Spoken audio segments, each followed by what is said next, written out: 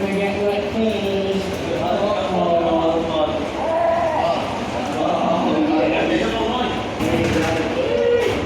Now that rainwater's coming through these roots. These roots are outlined, of course. We've got the rainwater and limestone left behind on the brickwork. You can see the limestone and the calcite on the roots. Of course, the rainwater is washing the limestone and calcite through the brickwork, and you can see it sticking to the bricks. Like limestone, isn't it? The tunnel, of course, started being constructed in 1775 and it opened in 1792.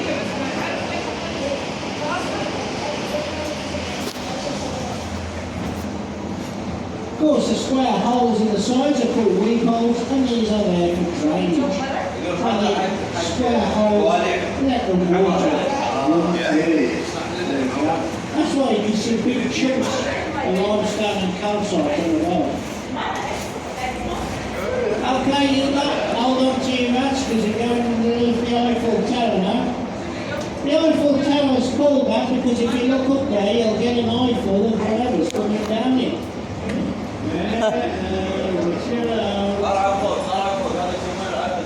Eiffel Tower, yeah, you got it. Yeah, you get an Eiffel if you look up there. Whoa. Okay guys, so we are back outside. You've got flooded mine on your left hand side, Tipton mine on the right. There you go, we've got two limestone mines. A boat would be tied up on the left hand side and a boat would be tied up on the right. Two boats could be loaded at the same time. It was an underground loading wharf, but the miners blew the roof off 180 years ago. Cool. Okay guys, so we're just going to pick the ear tune a bit.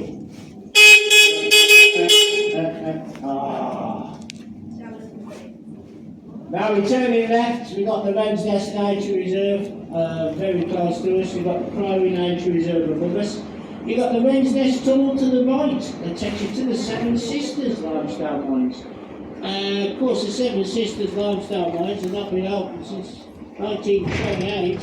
However, a vast network of caverns and tunnels exist down there. In fact, it's so big, you can get 21 of these boats side by side. Where is going on in Dudley? I don't know, do you? No. Now we're into Castlewell Basin. This used to be a cavern. The roof on this one was taken off 150 years Sunny coming ago. up that one. Yeah. So it did have a roof on it. Again, the miners blew the roof off, and now it's up to the surface. But we have got the nature reserve above us, as you can see, and these are the trees that surround Dudley Zoo and Castle.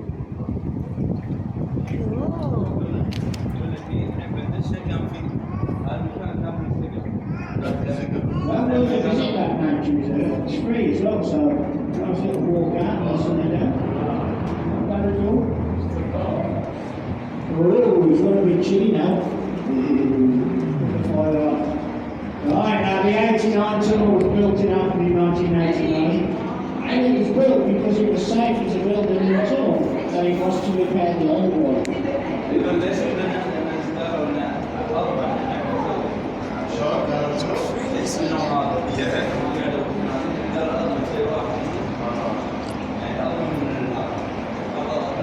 I wish the GPS would work under So the tunnel has been surrounded with concrete to make it look old fashioned. Because the tunnel has actually been bolted together. There's a different flat back tunnels there. Look at the reflection, it's gorgeous. Okay, coming into the next couple of those shortly called Little Test. We'll have a video showing Little Test. Oh, yeah. It's on the left hand side, guys, okay? You enjoy the show when it comes out. This is where they film the Prince Beauty Blinders if you're fans. Yeah. Along with the dark puppet show at Halloween and our Christmas pantomime in here as well. Christmas Day. So, here we go. Enjoy the show. Left hand side. Yeah, on the left, yes. It's a good show, but Frozen's better.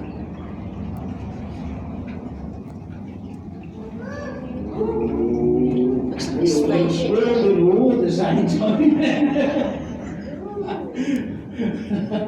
That was good, Dan. I don't know why we did that. Right, now here we go.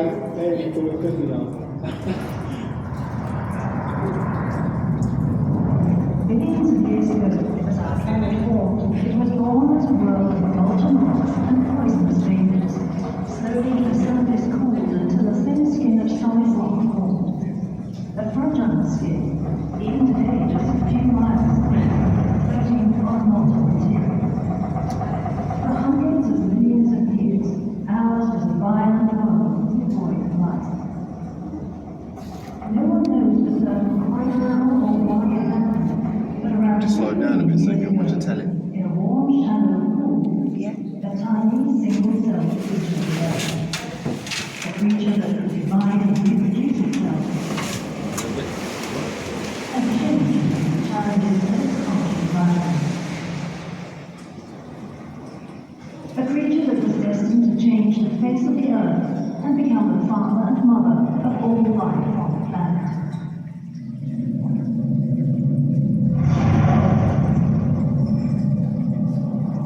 Millions of years later, the Dudley area was a shallow tropical sea, and from that single-celled creature had evolved a wide variety of life forms.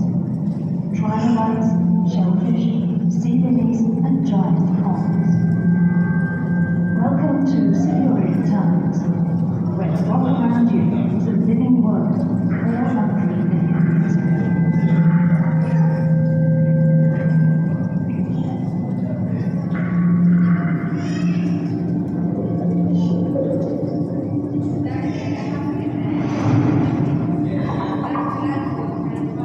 As these creatures died, their remains sank to the bottom of the sea and were entombed in the mud. A steady rain that went on for millions of years.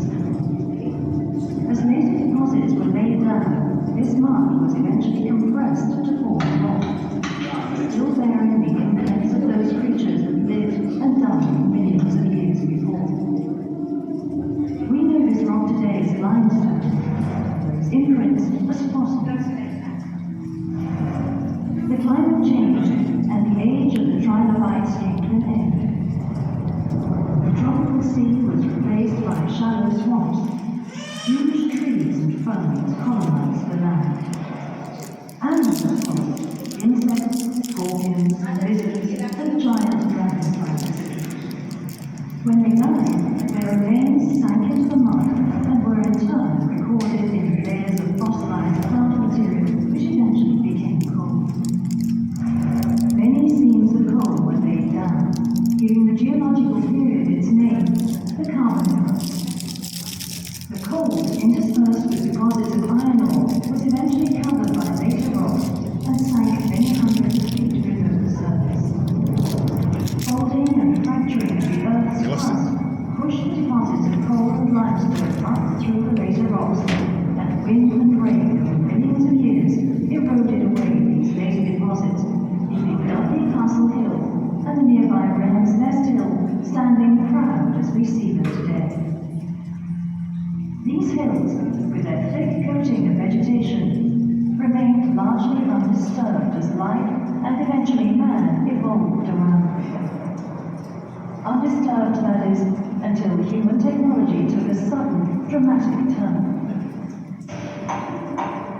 The Industrial Revolution. A revolution driven, engineered, and supported by iron. And iron's production required iron ore, coal to fire the furnace, and limestone as a flux to remove the impurities. Hundreds of millions of years of geology came together to make the Dudley area central to iron production and vital to the Industrial Revolution. Initially, the limestone was quarried from the sides of the hill, and as those deposits were exhausted, deep pits were dug as the miners followed the seams. As they went deeper, it became ever more difficult to raise the stone to the surface. The solution to this problem came in 1778, when the Earl of Dudley, who owned the mines, constructed a canal and tunnel into the hills to connect his mines to the Birmingham-Wolverhampton Canal and so to the rapidly expanding network of inland waterways. The tunnel was later extended through the hill, serving the mineral rich lands on the other side of the ridge, and linking the Black Country industries to the riverside. Where the tunnel crossed the limestone beds, the rock was hard. Vertical shafts were dug to reach the deepest mines. Branch canals, tramways, and loading wharves were constructed, and the silk brought out by boat to feed the furnaces of the Black Country. Huge caverns were created with pit and shovel and gunpowder. Massive pillars of rock left behind to support the roof. In a few moments we will enter one of those caverns. Above us the surface, 80 feet below us, and now flooded, lie yet more man-made caverns. Today the tramways are silent and the limestone boats are gone. But let us spare a thought for the Black Country miners who carved out these caverns 200 years ago. Danger was their constant companion, and not all returned alive to the surface. Ooh, finished. There you go, guys. Worked hard, didn't they? 12 hours a day, 6 days a week. Oh, there were schools to take the children to in them days. Parents had to pay for the schooling. And miners couldn't afford to send their kids to school. So you would have had to work instead. No school, work. How to earn your keep? Yeah, you had to pay your way, so you went to work with your dads. And you'd work underground in candlelight. You get out the limestone, held in the motor. Limestone was very important. Limestone was used as a flux to make steel. And you couldn't make steel without limestone. So limestone, and that is to feed the steel industry. Okay, so we're leaving little test behind. We're on our way down rock tunnel now. We're on our way to our next mine. As you can see, the miners are very clever. Not only did they dig the caverns out, they even joined them together with these tunnels. So you can actually travel by boat to each individual mine, just like we do. And you got limestone and calcite here on the right hand side where the water's coming down. You got the stalactites on the roof, getting longer and longer. And the water drips off the roof, and these get longer and longer.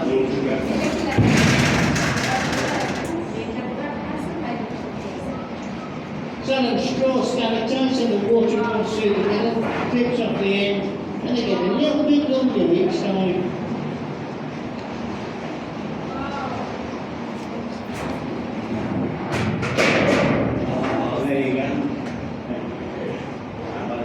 Very hard to keep your eyes on it. Always the one there. Right, so we are making our way into singing cavern now, guys. Do have a good look round. Do enjoy the show.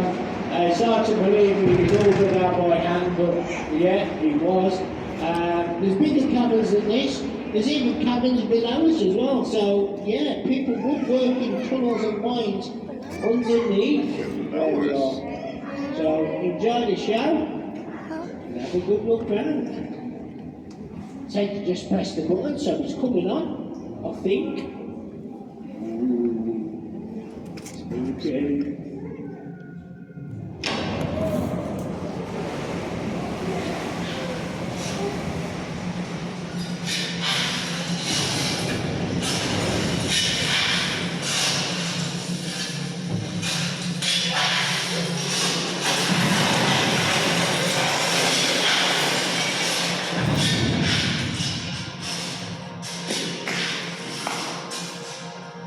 Limestone was quarried here on Dudley Castle Hill for hundreds of years, but the arrival of the canal prompted a rapid increase in mining activity, and at its peak, the Dudley mines produced over 100,000 tons of limestone a year. Really? The The extraction of the stone left behind a network of vast caverns, which became an attraction for scientists, engineers, and visiting dignitaries from abroad. The Dudley caverns have also played an important role in the development of the science of geology, and became renowned internationally for the quality and diversity of the fossils that have been discovered here. In 1849, addressing a meeting of scientists here in the Dudley mines, the eminent geologist Sir Roderick Murchison proclaimed that in no part of England are more geological features brought together in a small compass than in the environs of Dudley. In the 1850s, the caverns were opened to the public. Gas lighting was installed, paths laid out, and a bandstand constructed. Many fetes and concerts were held in these mines, with entertainment provided by orchestras, choirs, and military bands. Coloured flares were ignited, and demonstrations of blasting carried out. Those events were perhaps the forerunner of today's classical spectacular concerts. And although some of the mines were accessible from the surface, many visitors came by canal boat, just as you have today. Since those times, technology has moved on, and we no longer have to risk the dangers of gas and gunpowder to provide light and sound. But imagine for a moment the awe and amazement of those early visitors as we present our modern interpretation of those events nearly 200 years ago.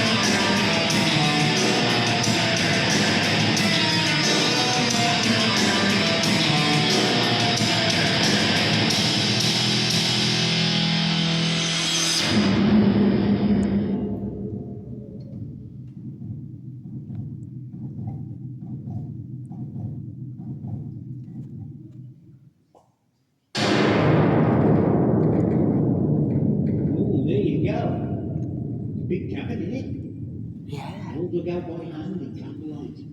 6 miners with a pick, a shovel, and a bit of gunpowder.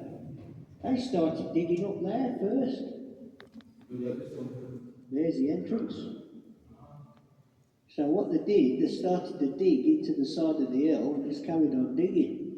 They couldn't stop because they had all them blue Smarties on, Smartie tube. They made them all excited and they carried on digging all the way into the side of the hill. This went on for half a mile.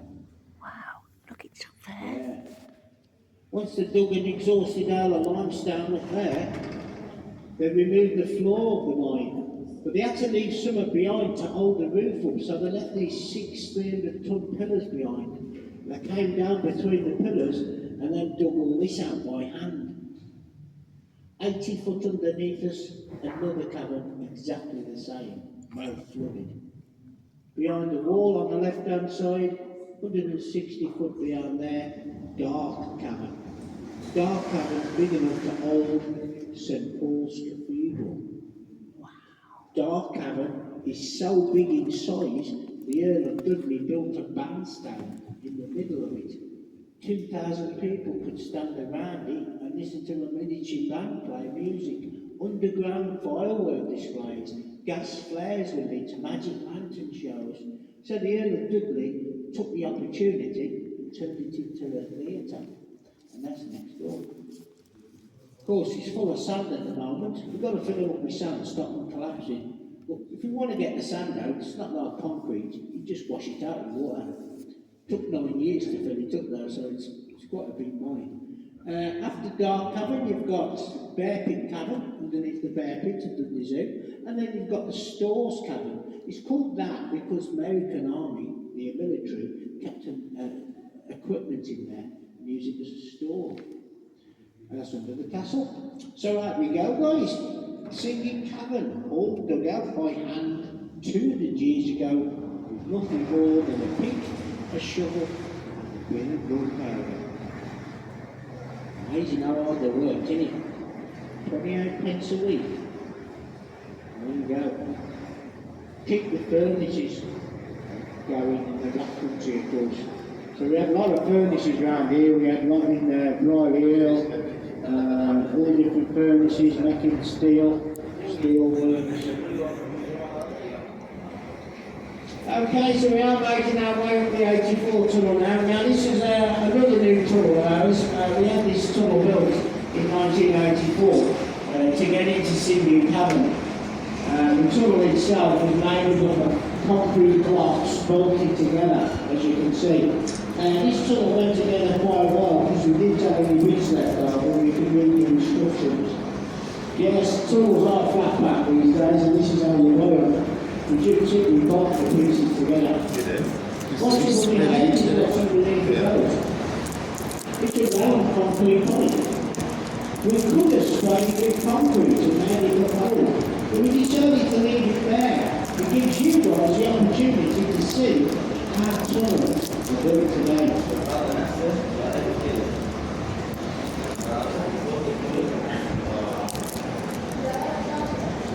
And it was opened by Blue Peter.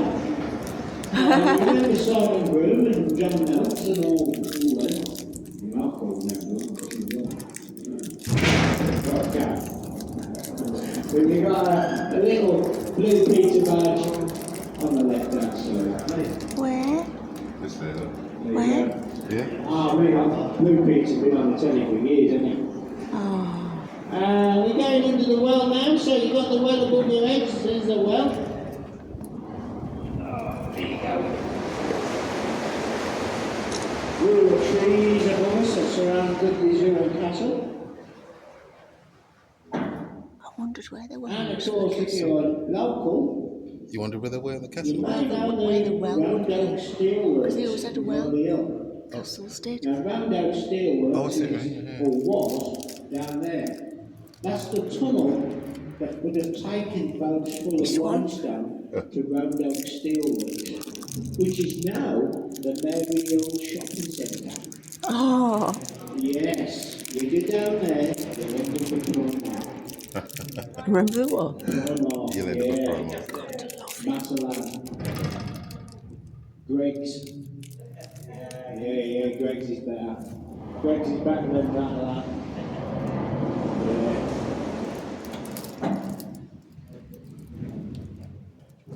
Right, so there's Mary Hill Shopping Centre. The Mary Hill Shopping Centre is quite small compared to Round Oak Steelworks. That was massive. I think it's about 3 or 4 times bigger than Mary Hill. Those big steelworks. Limestone would have been taken through that tunnel from these mines to Round Oak Steelworks. And Arthur would have loaded the boat before. So there's young Arthur. Arthur would work down the mine. He'd lived till he was 37, and then unfortunately you passed away over that age. You'd be very lucky to live over 37. A lot of limestone dust, lot of explosives, very dangerous conditions. Arthur would be filling 3 boats a day with limestone, 30 tons. So Arthur would fill a boat this size 3 times a day, and the boats would go through the tunnel in front of us to Round Oak Steelworks. It's not just Arthur though. Anton Deck's here as well. Anton Deck off the telly. Right, now Anton Deck are very hard. Drilling holes in the wall with an hammer drill. Everybody's got an hammer drill at home in your shed, and this is an hammer drill. You can see the hammer in his hands, and you can see the drill bit there, holding the drill bit nice and still, while Deck hits it with a sledgehammer. He hasn't got a motor to make the drill bit turn, so he's twisting it with his hands, he's turning it as he's knocking it in, so it's an hammer drill. Could do with some WD-40 on there, I do apologise. That's a spray into one. There you go. But yeah, it's a 9-year-old boy called Billy that had liked the Fury, so here comes Billy. Billy's 9. If you was a 9-year-old boy, this is the job you'd be doing. You'd be coming in the mine and lighting the fuses. Now he's just told the miners to get outside quick because Billy's coming with a candle. Billy's coming in the cavern, he's 9 years old, he's lighting the fuse with his candle. That ain't it right? There you go. Now our fuse is a very, very reliable fuse unless there's a power cut. Yeah, it does look like an LED light in a water pipe when it's not. Now, our fuses in them days were rope, long pieces of rope, soak them in tar or something flammable, and then you line them across the floor, and young Billy would light the rope and it would just burn along the rope. Then he gets to the explosives, then he goes bang. Ready, steady, here we go. Look at that, all that dust, all that limestone flying everywhere. I hope he's okay. He normally is, to be fair. Oh, there's Billy. Now he's coughing and sneezing, not because he's got the flu, it's because this cavern now is full of dust and smoke. I mean, you're in here when it explodes, so, you know, you're going to be covered in limestone dust. And the guys can come back to work and do it all over again. There you go, guys, and off we go. Last mined in 1924. In fact, it was the last cavern to be mined for limestone. Amazing how they worked in them days, isn't it? Billy could do with an haircut as well. Looking a bit. Mind you, I suppose doing 12-hour shifts, so I think my hair would look like that as well.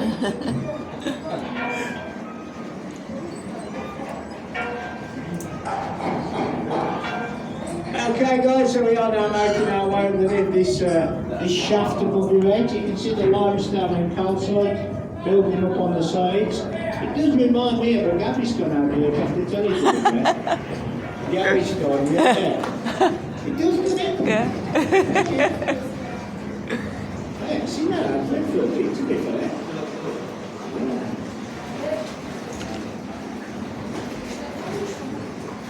A lot of people do ask about the balls as we go through. The balls were found out the canal. We don't just do boat trips, we do canal clean-ups as well. We go out in canal boats, clean all the rubbish in. We're cleaning up the area and all the canals. These have just been rescued out of the canal there. Oh yeah. Yeah, there's a message. And we've got a little primary school to write some little letters and put some notes in the bottles. Oh. There you go. Quite nice actually, isn't they? All different colours. Mainly gin bottles, I think. Okay, so we're making our way through Cathedral Arch. tucked away, Scotty, on the left-hand side. Oh, I forgot what the left there. There we go. Number 17, that's a moment named after a number. Just